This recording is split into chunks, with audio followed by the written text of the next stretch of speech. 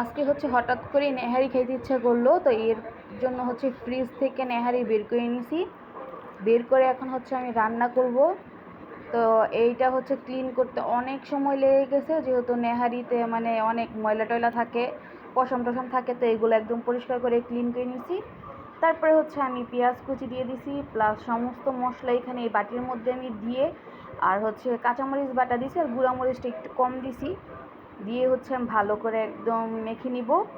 মেখে এটা হচ্ছে আমি প্রায় অনেকক্ষণ ম্যারিনেট করে রাখছিলাম।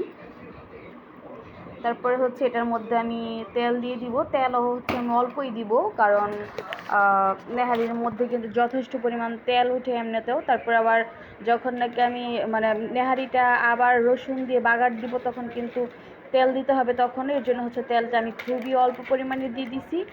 দিয়ে এখন হচ্ছে আমি একদম ভালো করে মাখাই নিতেছি। যেহেতু হাত জ্বালা করে, এর জন্য হচ্ছে আমি কি বলে চামচ দিয়েই হচ্ছে মাইখা নিতেছি ভালো করে। তো একদম ভালো করে মাইখা টেখা নিয়ে তারপর হচ্ছে এটা আমি পানি দিয়ে দিব।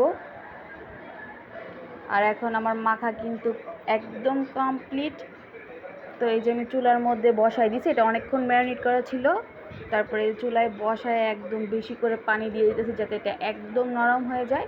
তো একদম পাতিল ভর্তি করে পানি দিয়ে দিয়েছি। আর এটা হচ্ছে আমি প্রায় 4 ঘন্টার মতো রান্না করছি, যাতে মানে একদমই নরম হয়ে যায়। আর এটা নরম না হলে কিন্তু একদম ভাল লাগে না। এই যে কাঁচামরিচগুলো যেহেতু ডিপে ছিল, তো এটা হচ্ছে মানে এখনও গলে নাই। আর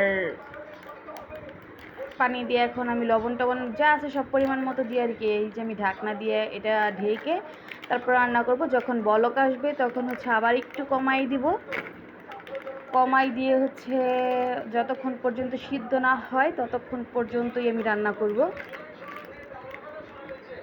আর অন্যান্যবার হচ্ছে আমি নেহারি খুব তাড়াতাড়ি রান্না করে তাড়াতাড়ি খেয়ে ফেলি, কারণ আমার এত মানে দেরিতে তো হয় না, তাড়াতাড়ি কখন আমি খাবো সেই চিন্তাই করি। তো এইবার হচ্ছে একদম নরম করে রান্না করছি। আর আমি কিন্তু আগেই খেয়ে দেয়ে ফেলছি, আমার ভিডিও ক্লিপ নিতে একদম মনে ছিল না। এটা খাওয়ার পরে পরের দিন যে অবশিষ্ট ছিল সেইটারই ভিডিও। তো এই ছিল আমার আজকের ভিডিও। সবাই ভালো থাকবেন, সুস্থ থাকবেন। আমাদের ভিডিও সবাই সুস্থ থাকবেন, টাটা বাই বাই।